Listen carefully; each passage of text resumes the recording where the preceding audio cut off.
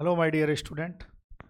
और हमारी जो है 12th क्लास चल रही थी और 12th क्लास में मैं बता दूं आपको हम पढ़ने वाले हैं आज का जो है इरिगेशन टॉपिक। कौन सा टॉपिक पढ़ने वाले हैं भाई? इरिगेशन टॉपिक पढ़ने वाले हैं, ठीक है। और डायरेक्ट थोड़ा सा बुक से पढ़ेंगे, ध्यान रखें, क्योंकि बुक से जो है थोड़ा अच्छी फीलिंग भी आती है, बढ़िया फीलिंग आती है, ठीक है। चलिए, अब देखो हम जो पढ़ने वाले हैं, जो सिंचाई में जो हम पढ़ने वाले हैं वो हम क्या क्या पढ़ने वाले हैं उसकी चर्चा करते हैं। देखिए, सिंचाई में हम पढ़ेंगे, सबसे पहले तो हम पढ़ेंगे परिभाषा। पहले तो देखो आउटलाइन जानते हैं कि आउटलाइन क्या है। सिंचाई के पूरे चैप्टर की आउटलाइन हम क्या क्या पढ़ने वाले हैं, ये भी तो एक इम्पोर्टेंट पार्ट है। हम परिभाषा पढ़ने वाले हैं कि भाई सिंचाई क्या होती है, कृत्रिम रूप से पानी देना ये है सिंचाई होती है। सिंचाई के उद्देश्य क्या हैं ये हम पढ़ेंगे। अगला टॉपिक आएगा कि सिंचाई कब करें, सिंचाई फसल में सिंचाई कब करें और कब करें, तो इसके लिए दो हैं, एक तो पौधे के आधार पर, पौधों के आधार पर, और एक मृदा में नमी के आधार पर। किसके आधार पर? पौधों के आधार पर और मृदा में नमी के आधार पर। पौधों के आधार पर भी चार हैं, पौधों के आधार पर भी आप देखो चार हैं। क्या क्या हैं? चार। पौधे पौधे के आधार पर चार क्या है? पौधों की बाह्य स्थिति देखकर, ठीक है भाई। आप गए पौधे की बाह्य स्थिति, भाई मुरझाया हुआ तो नहीं है, कहीं मुरझाया हुआ है तो पानी की जरूरत है। पौधों की पत्तियों में जल की मात्रा या जल विभव माप कर, भाई यदि पानी की कमी हो जाएगी तो पत्ती में भी जल विभव या जल की मात्रा कम हो जाएगी, उसको हम माप सकते हैं। पत्तियों का तापमान माप कर, यदि सिंचाई की आवश्यकता है, जैसे कि पानी की कमी हो जाती है तो पत्ती का तापमान बढ़ जाता है, और यदि पत्ती का तापमान सामान्य तापमान से बढ़ चुका है, इसका मतलब सिंचाई की आवश्यकता है। और फसलों की क्रांतिक अवस्था के आधार पर, क्रांतिक अवस्था जो वैज्ञानिक तय करते हैं कि भाई जैसे कोई एक स्टेज होती है फसल की वृद्धि होने की, कोई एक अवस्था होती है जिस पर फसल में पानी देना, सिंचाई करना अनिवार्य होता है। तो ये सभी क्या है, ये आपके सिंचाई कब करें, इसका उत्तर क्या है? सिंचाई कब करें, तो दो आधार पर, पौधों के आधार पर और मृदा नमी के आधार पर जो है आपको सिंचाई करनी है, ठीक है भाई। ये आउटलाइन है। और भी क्या है इस चैप्टर में, और क्या है? फसलों में सिंचाई कितनी करें, अगला है। और कितनी करें, इसका उत्तर क्या है? जलमान। यानी कि कितनी करें ये हम क्वांटिटी में दर्शाएंगे, जो एमएम में रहेगी, है ना, एमएम में मिलीमीटर में रहेगी। फिर उसके बाद टॉपिक आता है सिंचाई की विधियां। सिंचाई की विधियां में चौथी बार द्रोणी सिंचाई विधि है, बॉर्डर पट्टी सिंचाई विधि है, कुंड सिंचाई विधि है, अधोभूमि सिंचाई विधि है, बौछारी विधि है और बूंद बूंद विधि है। तो ये सभी जो है हम सिंचाई की विधियां पढ़ेंगे। तो ये पूरा का पूरा आपका चैप्टर है, 3 नंबर जो चैप्टर है, अध्याय नंबर 3, उसमें हम यही सब पढ़ने वाले हैं। और जो डायरेक्ट हम पुस्तक से पढ़ने वाले हैं, तो माय डियर स्टूडेंट चलिए हम पुस्तक को प्रारंभ करते हैं। चलिए देखिए, ये पुस्तक है, आप देख पा रहे हैं। और आपका जो है अध्याय नंबर 3 खोल लें, क्योंकि हम डायरेक्ट पुस्तक से पढ़ने वाले हैं। चलिए, थोड़ा सा मैं इसको जूम कर देता हूँ और यहाँ से हम पढ़ते हैं क्या लिखा है।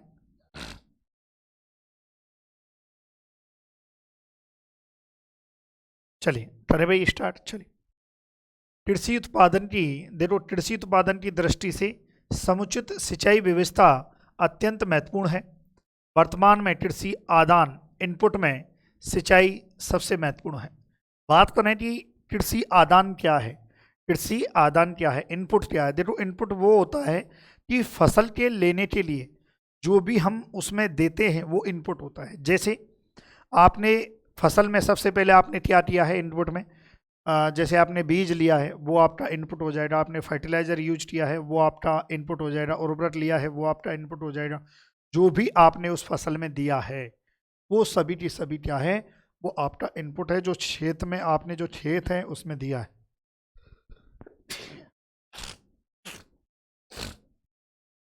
ठीक है भाई। तो वर्तमान में कृषि आदान में सिंचाई क्या है, सबसे महत्वपूर्ण है। विश्व में जल स्रोतों में आई पानी की कमी से, थोड़ी सी तबीयत डाउन है इसलिए थोड़ा सा ऐसा हो रहा है। विश्व के जल स्रोतों में आई पानी की कमी से हम सभी परिचित हैं, अतः उपलब्ध जल की प्रत्येक बूंद से अधिक उत्पादन लेने के प्रयास किए जा रहे हैं। मतलब आपको पता है भाई पानी की जो है कमी है, तो हमारी मंशा क्या है? हमारी मंशा है भाई पानी की एक एक बूंद से हम पानी लें, और वहीं से तो विकास हुआ है बूंद बूंद सिंचाई विधि का। एक एक बूंद से हम पानी, एक एक बूंद से हम सिंचाई करके जो है फसल ले रहे हैं, वही तो बूंद बूंद विधि है। तो ध्यान रखें, कृषि उत्पादन की दृष्टि से समुचित सिंचाई व्यवस्था अत्यंत महत्वपूर्ण है। वर्तमान में कृषि आदान में सिंचाई सबसे महत्वपूर्ण है। विश्व के जल स्रोतों में आई पानी की कमी से हम सभी परिचित हैं, अतः उपलब्ध जल की प्रत्येक बूंद से अधिक उत्पादन लेने के प्रयास किए जा रहे हैं। ध्यान रखें इसका, ठीक है। चलिए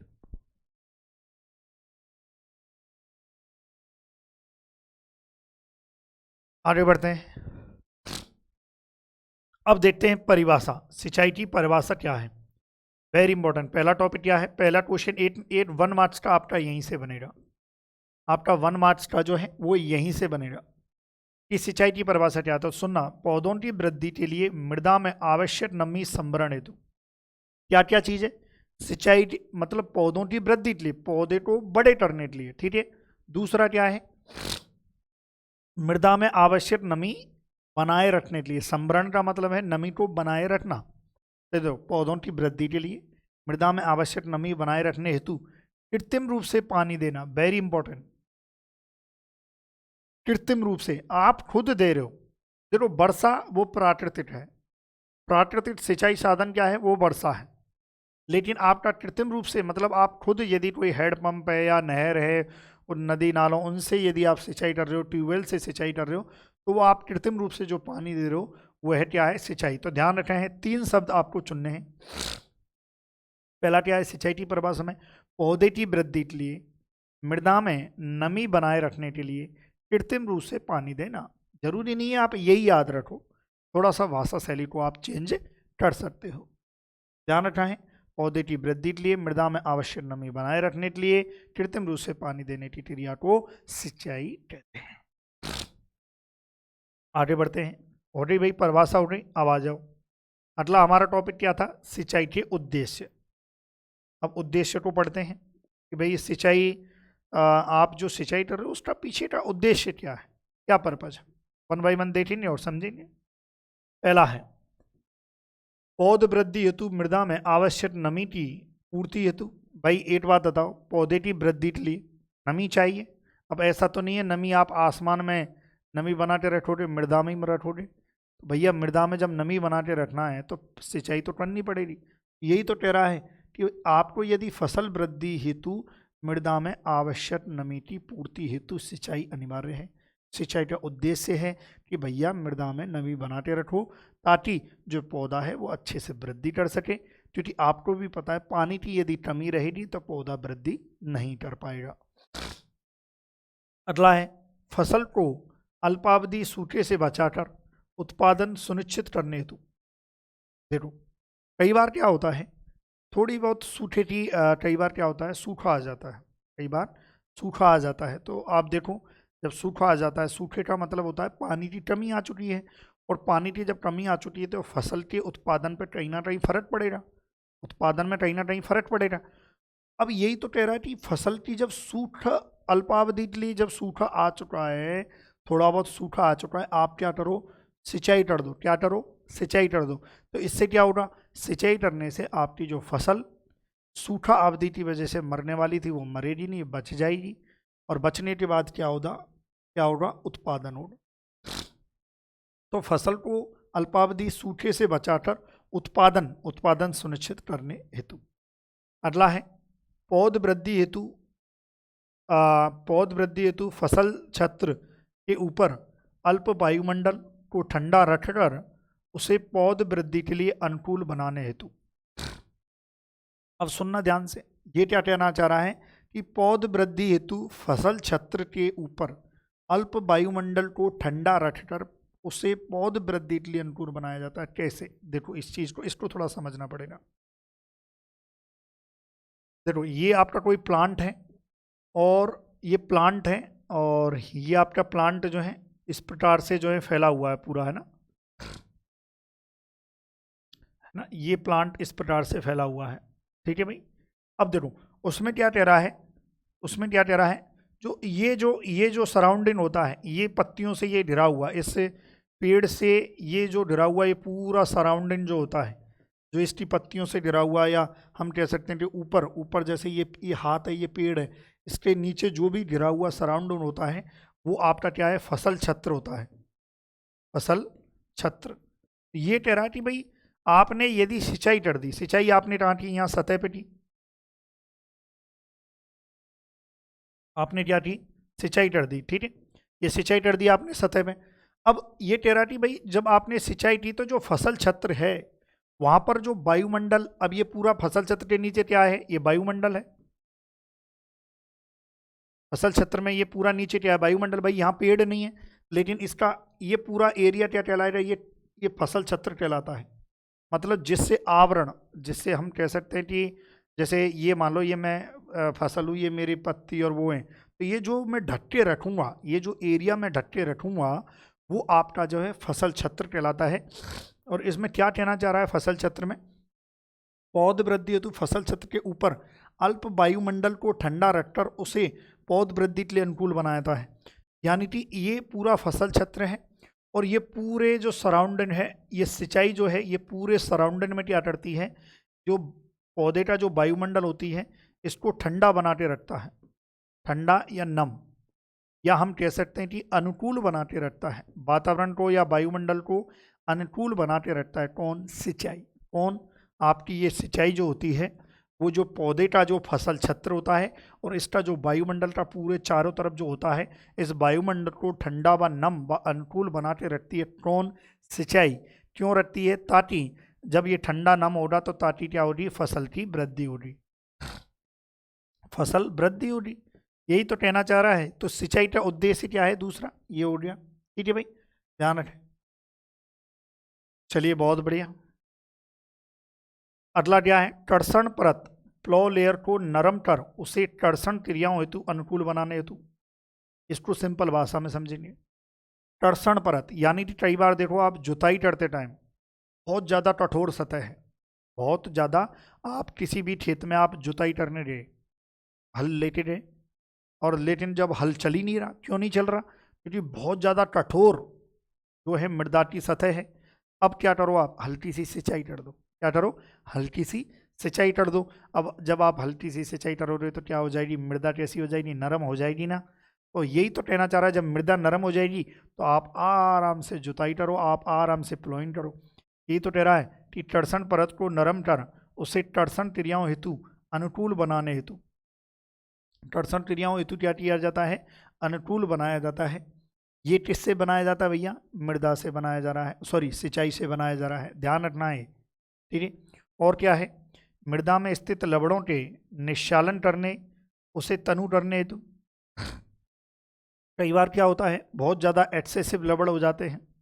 कई बार आप देखो मृदा के ऊपर जो है नमक, सफ़ेद सफ़ेद सी मृदा हो जाती है, तो अब आप क्या करो, सिंचाई कर दो, सिंचाई करो तो मृदा से, अब देखो इसमें क्या कह रहा है कि मृदा में स्थित लवणों के निश्चालन हेतु, देखो इसको थोड़ा समझेंगे। आपने क्या किया, आपने सिंचाई कर दी, ये आपकी मृदा सतह है, मृदा पर जो है ये क्या है, आपके लवण हैं, क्या है, लवण हैं, और आपने क्या किया भैया, यहाँ पर सिंचाई कर दी। तो सिंचाई कर दी तो ये जो लवण हैं, लवण हैं, तो ये सिंचाई, ये पानी के साथ, पानी के साथ जो है लवण क्या होंगे, निश्चालित हो जाएंगे। क्या होंगे भाई, निश्चालित, निश्चालित, यानी हम कह सकते हैं कि निश्चालन, जो आपके अभी जो शब्द है ना, कौन सा शब्द भाई, निश्चालन शब्द। निश्चालन का मतलब क्या होता है वो समझो, सिंचाई जल के साथ साथ लवणों का नीचे चले जाना, नीचे चले जाना। जरूर, सिंचाई जल के साथ लवणों का नीचे चले जाना क्या है, निश्चालन होता है। क्या होता है भैया, निश्चालन होता है। तो यही तो कह रहा है कि निश्चालन जो है, निश्चालन जो है नीचे की तरफ, यानी कि सिंचाई जब आपने की तो लवण क्या होंगे, निश्चालित होकर नीचे की तरफ चले जाएंगे और आपकी जो मृदा है वो सुधर जाएगी। भाई आप देखो, जब लवण जमा रहेंगे तो मृदा आपकी कहीं ना कहीं फसल उत्पादन में प्रॉब्लम आएगी। इसलिए ज़रूरी है कि वो लवण को हटा देना, है ना। और हटा देने के लिए आप सिंचाई करो तो निश्चय तौर पर नीचे चले जाएंगे, है ना। और देखते हैं फसलों को पाले से बचाने, तो ये भी अच्छा है, वेरी इंपॉर्टेंट।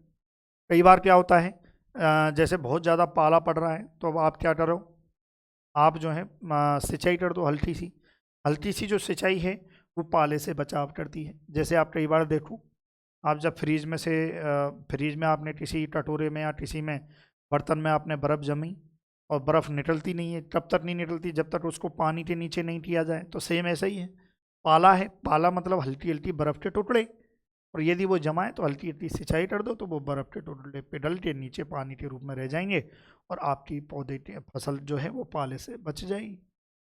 यही तो कह रहा है। और ठीक है, ये हो गया आपका, ये उद्देश्य हो गया आपके, ठीक है। चलिए और देखते हैं। अब अगला टॉपिक है भाई, अगला टॉपिक क्या है, यहाँ तक क्लियर है, कोई दिक्कत तो नहीं है। यहाँ तक देखो धीरे धीरे समझा रहा हूँ, कोई अपने को जल्दबाजी नहीं है, आराम से हम समझेंगे भाई, ध्यान रखें। चलिए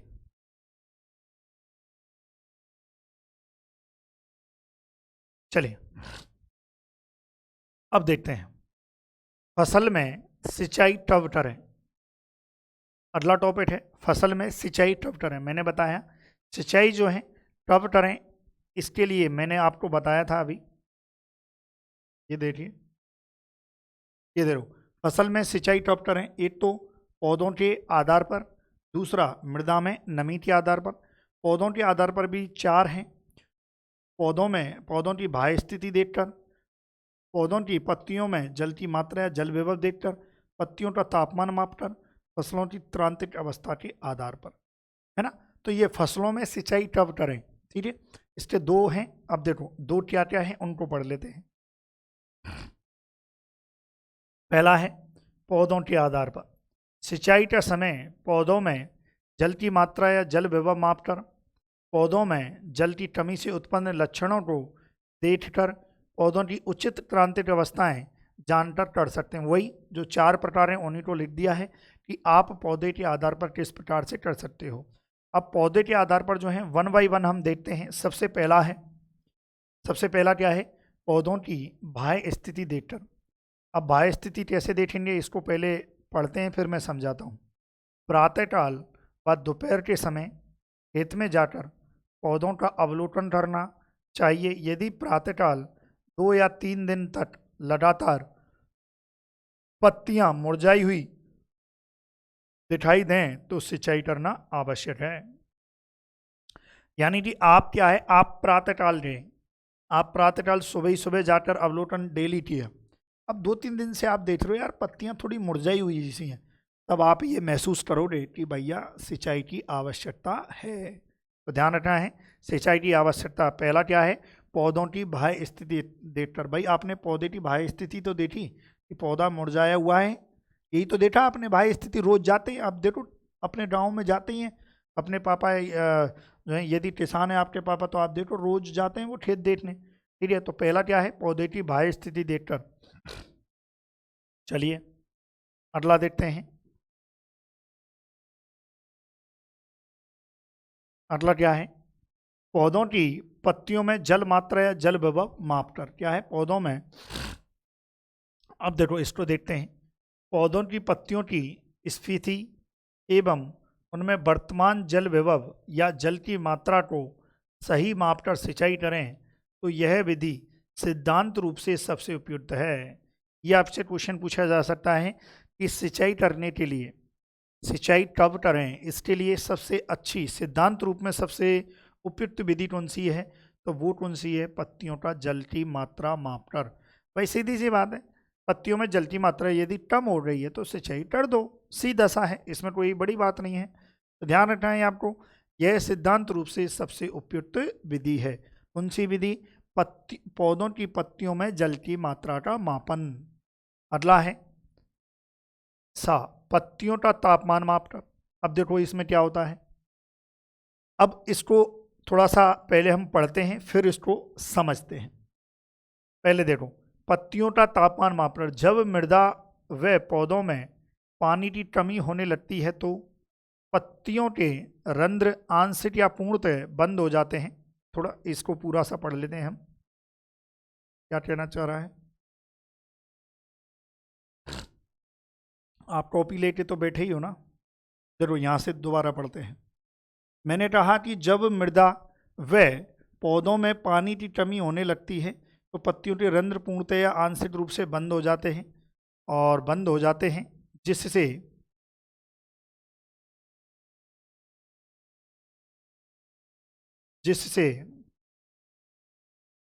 जिससे बाष्पोत्सर्जन में कमी आती है तथा पत्तियों का तापमान बढ़ जाता है। इस विधि में इंफ्रारेड थर्मामीटर की सहायता से फसल की सतह का तापमान मापकर सिंचाई का निर्धारण करते हैं। देखो यहाँ से क्वेश्चन बहुत अच्छा बनता है कि पत्ती का जो तापमान है वो किस यंत्र से मापा जाता है, इंफ्रारेड थर्मामीटर से। देखो इसको समझते हैं।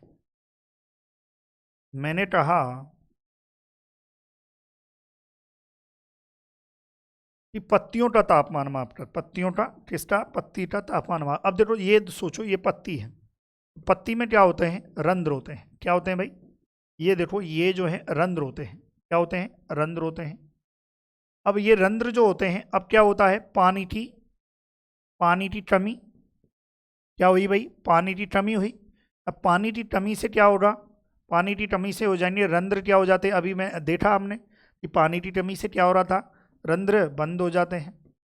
अब रंध्र बंद हो जाएंगे तो क्या होगा, रंध्र बंद हो जाएंगे। अब सोचो ये रंध्र हैं, ये बंद हो गए तो देखो जहाँ, अब क्योंकि पहले जब रंध्र बंद नहीं थे तब पानी आ रहा था, बाष्पोत्सर्जन हो रहा था। तो बाष्पोत्सर्जन हो रहा था तो पत्ती जो है ठंडा, थोड़ा नम वातावरण था। अब लेकिन जब पानी नहीं आ रहा है तो हम ये कह सकते हैं कि रंध्र बंद हो गए, और रंध्र बंद हो रहे तो इसका मतलब ये कह सकते हैं कि बाष्पोत्सर्जन जो है नहीं हो रहा।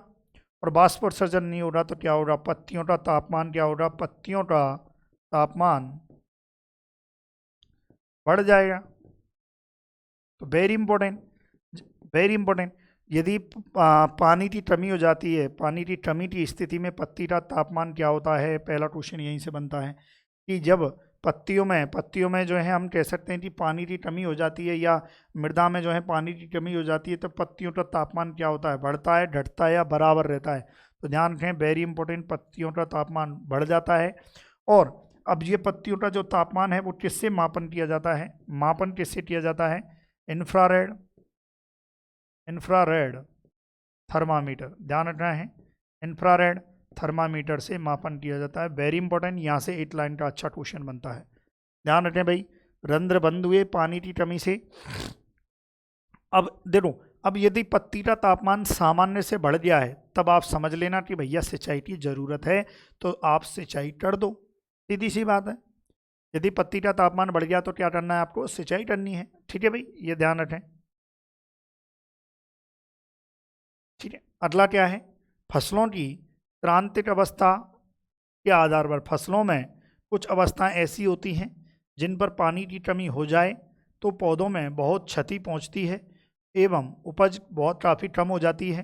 पौधों की ऐसी अवस्था को ही सिंचाई के आधार पर क्रांतिक अवस्था कहते हैं। यानी कि ये कहना चाह रहा है कि फसलों की क्रांतिक अवस्था के आधार पर भी हम सिंचाई कर सकते हैं।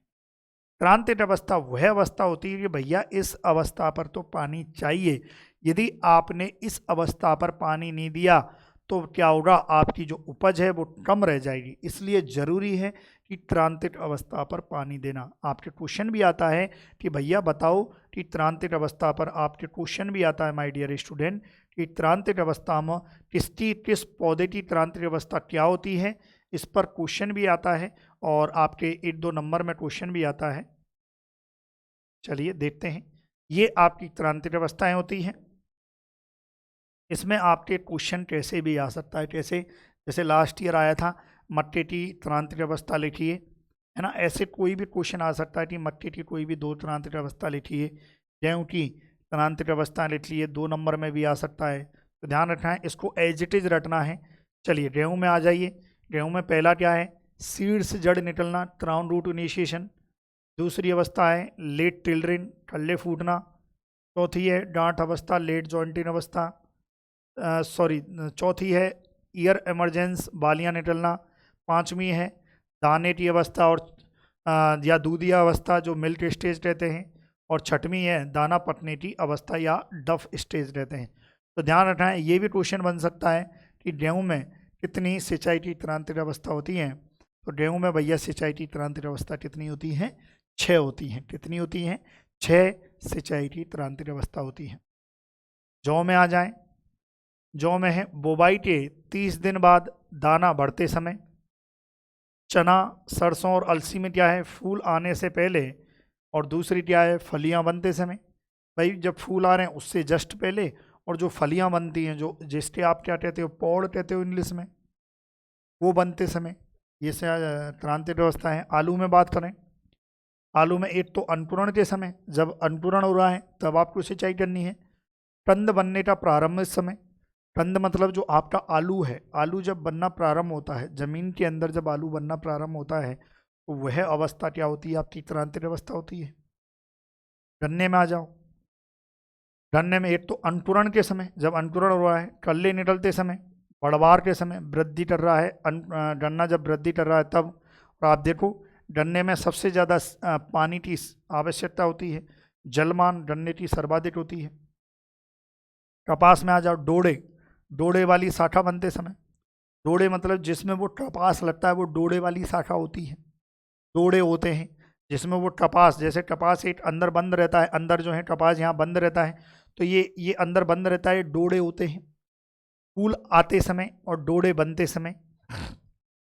देखो डोड़े बनने वाली शाखा बनते समय, जब शाखा बन रही है, फिर उसके बाद फूल आ रहे हैं, फिर डोड़े बन रहे हैं।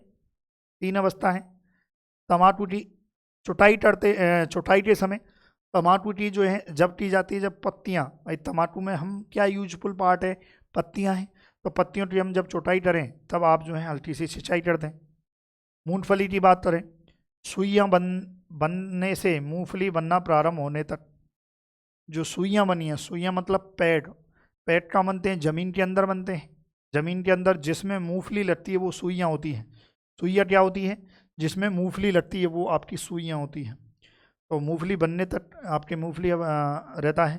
धान की बात करें, कल्ले निकलते समय, फूल आने से पहले व फूल आते समय, ये इसकी सिंचाई की क्रांतिक अवस्था है। मक्का की बात करें तो नर मंजरी आते समय, भुट्टे बनते समय। भुट्टे का मतलब होता है आपकी सिल्किन, सिल्किन, सिल्किन स्टेज। भुट्टे का मतलब होता है सिल्किन, और नर मंजरी का होता है टैसल। क्या होता है? टैसल। ये भी लिख सकते हो, टैसल बनते समय व सिल्क बनते समय, है ना। इंग्लिश में ऐसे भी लिख सकते हो, तो ध्यान रखना है। तो ये आपकी सिंचाई की 10 क्रांतिक अवस्थाएं होती हैं। लिखिए भाई इसको। देखो यही आपकी जो पुस्तक है, यही अपने आप में एक शॉर्ट नोट्स हैं, इससे ज़्यादा शॉर्ट कुछ नहीं है, ये ध्यान रखें। ठीक है, चलिए ये हो रही है आपकी। अब आ जाइए, अब क्या है आपकी मृदा नमी के आधार पर। अगला क्या है भैया आपका? मृदा नमी के आधार पर। अब देखो पहला क्या था भाई? सिंचाई कब करें? पौधे की बाह्य स्थिति के आधार पर, उसमें हमने 4 देख लिए। अब दूसरा है आपका मृदा नमी के आधार पर। अब इसको पढ़ते हैं फिर देखते हैं। मृदा में उपलब्ध जल की ऊपरी सीमा क्षेत्र क्षमता होती है और निचली सीमा मिलानी बिंदु कहलाती है। मृदा में उपलब्ध जल की ऊपरी सीमा, इससे क्या तात्पर्य है? यानी कि मृदा में जिस क्षमता पर, जैसे ये आपका, हालांकि ये अलग एक पार्ट है बहुत बड़ा, क्षेत्र क्षमता, स्थायी मिलानी बिंदु, लेकिन आप यहाँ पर केवल इतना सा समझो कि एक कोई अवस्था रहती है जिस पर पौधे के लिए मृदा में जो जल है वो बहुत अच्छी मात्रा में उपलब्ध रहेगा। भाई पौधे को सोचो, पौधे को जल की ज़रूरत है 200 मिलीमीटर की ज़रूरत है, और मृदा में भी आपके 200 मिलीमीटर वाला जो क्षेत्र क्षमता है उस पर जल उपलब्ध है। ठीक है, समझ रहे हो? यानी कि पौधे को जितना जल चाहिए और वो जल आपके मृदा में उपलब्ध है, वही अवस्था क्या होती है? क्षेत्र क्षमता। यानी कि मृदा में जल, उपलब्ध जल की ऊपरी सीमा, ऊपरी सीमा का मतलब है कि भैया वह सीमा जिस पर आपका जो जल है वो इतना उपलब्ध है कि जितना पौधे को चाहिए, सीधी सी बात है, ठीक है। और निचली सीमा स्थायी मिलानी बिंदु कहलाती है। निचली सीमा क्या होती है? एक मिनिमम, यानी कि भाई इस एक क्राइटेरिया होता है, इसको थोड़ा सा एक्सप्लेन करते हैं हम। देखो, ये आपका पौधा है। अब ये इस पौधे को जितना जल चाहिए, जल जितना चाहिए उतना मृदा जल दे रहा है। मतलब जितना पौधे को जल चाहिए, जितना जल जरूरी है, जितना वाटर जरूरी है, उतना मृदा में जल उपलब्ध है। और यही सीमा आपकी क्या हो जाती है? क्षेत्र क्षमता कहलाती है। और क्षेत्र क्षमता पर जल की उपलब्ध सीमा, जल उपलब्ध 100% होता है। ये ध्यान रख, मैं यही समझाना चाह रहा हूँ। बाकी निचली सीमा क्या होती है? मतलब ऐसा एक बिंदु जिस पर एक न्यूनतम ऐसी सीमा कि भैया अब पौधा, इसके जस्ट बाद यदि पौधे मृदा में पानी की कमी हो जाएगी तो पौधा एक तरह से मुरझाने लग जाएगा। यानी कि ध्यान रखें आपका, देखो, मृदा में उपलब्ध जल की ऊपरी सीमा क्षेत्र क्षमता, निचली सीमा यानी कि ऐसी सीमा जिस पर पानी थोड़ी कम मात्रा में उपलब्ध रहेगा, इसके बाद यदि पानी की कमी हो जाती है तो पौधा मुरझाने लग जाएगा। इन दोनों क्षेत्रों के मध्य जल की मात्रा ही पौधे को उपलब्ध हो पाती है, इसे प्राप्य जल कहते हैं। ये भी क्वेश्चन आ सकता है कि प्राप्य जल क्या होता है? तो प्राप्य जल होता है जो आपकी क्षेत्र क्षमता होती है, जो आपकी स्थायी मिलानी बिंदु होती है, इन दोनों के मध्य जो उपस्थित जल है वो क्या होता है? आपका प्राप्य जल होता है। क्या होता है? प्राप्य जल। ये आपकी क्षेत्र क्षमता, मतलब वह सीमा जिस पर सर्वाधिक जल उपलब्ध है पौधे के लिए। ये आपकी स्थायी मिलानी बिंदु, यानी कि वह सीमा, यदि इससे पानी थोड़ा सा भी कम हुआ तो पौधा मुरझाने लग जाएगा, है ना। इन दोनों के मध्य क्या होता है? ये प्राप्य जल होता है। वाष्पीकरण व वाष्पोत्सर्जन के कारण धीरे धीरे मृदा नमी का ह्रास होता रहता है। भाई मृदा की जो नमी है उसका ह्रास कैसे होगा? वाष्पीकरण से होगा। वाष्पीकरण मतलब आपके जो मृदा है, मृदा से डायरेक्ट सनलाइट आती है, मृदा पर पड़ती है और मृदा से जल का वेपर के रूप में जो है फॉर्म में परिवर्तन हो जाता है। और दूसरा क्या है? वाष्पोत्सर्जन के कारण धीरे धीरे मृदा नमी का ह्रास होता है। वाष्पोत्सर्जन मतलब पौधे के द्वारा, देखो सुनो, दोनों में अंतर देखो, वाष्पीकरण और वाष्पोत्सर्जन। एक होता है वाष्पीकरण, एक होता है वाष्पोत्सर्जन। इन दोनों से क्या हो रहा है? मृदा नमी का ह्रास हो रहा है, मृदा नमी का लॉस हो रहा है। वाष्पीकरण क्या होता है? मृदा सतह से जल का वाष्प में परिवर्तन। मृदा सतह से जल का वाष्प में जो परिवर्तन है वो आपका वाष्पीकरण होता है। वाष्पोत्सर्जन क्या होता है? पत्तियों से पौधे की पत्तियों से रंध्र द्वारा जल का वाष्प में परिवर्तन, ये आपका वाष्पोत्सर्जन होता है। दोनों को समझना, वाष्पीकरण जो मृदा सतह से हो रहा है, जो निर्जीव वस्तु से हो रहा है, और वाष्पीकरण आपका सजीव वस्तु से हो रहा है, ध्यान रखें। तो ये वाष्पीकरण है। इन दोनों के कारण क्या हो रहा है माय डियर स्टूडेंट? ये पौधे का ह्रास हो रहा है और देखो धीरे धीरे मृदा नमी का ह्रास होता रहता है और अस्थायी मिलानी बिंदु की अवस्था आने लगती है, जिससे पौधे की वृद्धि पर प्रतिकूल प्रभाव पड़ता है। इस अवस्था के पूर्व भी फसल में सिंचाई करना आवश्यक है। यानी कि जब पानी का ह्रास हो रहा है और जब आपकी अस्थायी मिलानी बिंदु आ जाए, मतलब वह बिंदु यदि इसके नीचे पानी कम हो जाता है, वह बिंदु जिसके नीचे यदि पानी कम हो जाता है मृदा में, तो पौधा सूखने लग जाता है। पौधा मर जाएगा। उस मरने की अवस्था से पहले ही आप क्या करो? सिंचाई कर दो। ये कहना चाह रहा है आपको, ठीक है। चलिए आगे और देखते हैं। अगला हमारा है फसलों में सिंचाई कितनी करें। चलिए अगला टॉपिक देखते हैं, ठीक है। फसलों में सिंचाई कितनी करें। अब देखो फसलों में सिंचाई कितनी करें, ये आपसे कोई नहीं पूछेगा, लेकिन जो पूछेगा कि कितनी करें, इसका उत्तर क्या है, जलमान। कि भैया फसलों में सिंचाई आप इतनी करो, फिर भी इसको हम पढ़ लेते हैं। फसल उत्पादन में सिंचाई समय का जितना महत्व है उतना ही फसल की आवश्यकता अनुसार सिंचाई की मात्रा का भी है। मतलब जितना फसल में सिंचाई करने का समय इम्पोर्टेंट है उतना ही ये इम्पोर्टेंट है भैया पानी कितना दें, कितना। ऐसा तो नहीं भैया पानी वहाँ थोड़ा सा पानी और आपने भर दिया लबालब, है ना, ऐसा नहीं, जितनी जरूरी है उतना ही।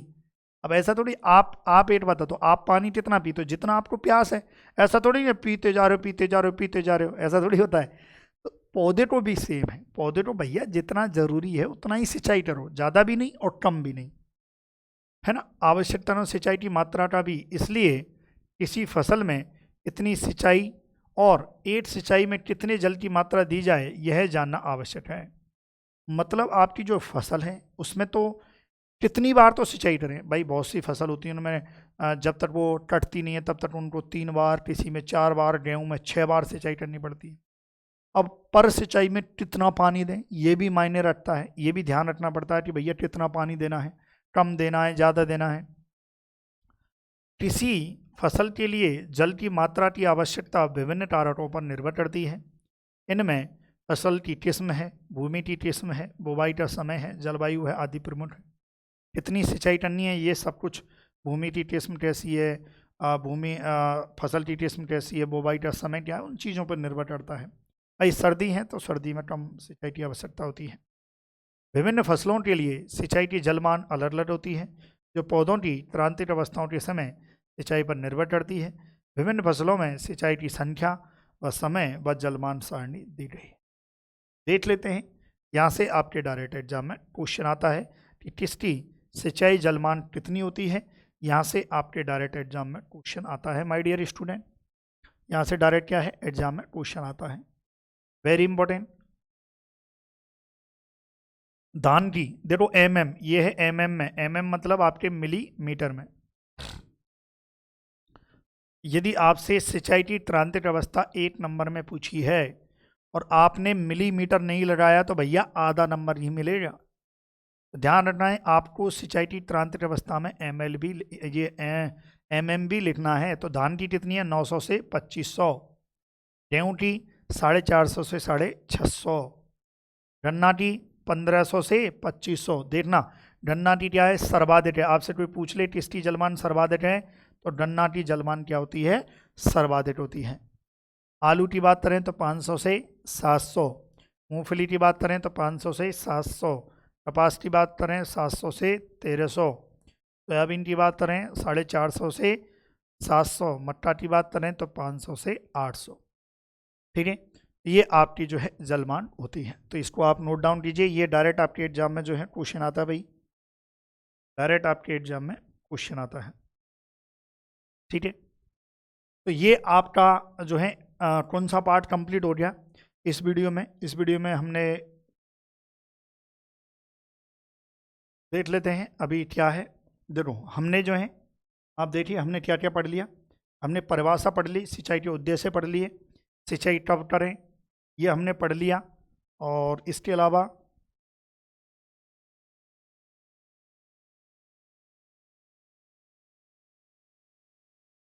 फसलों में सिंचाई कितनी करें जलमान ये पढ़ लिया।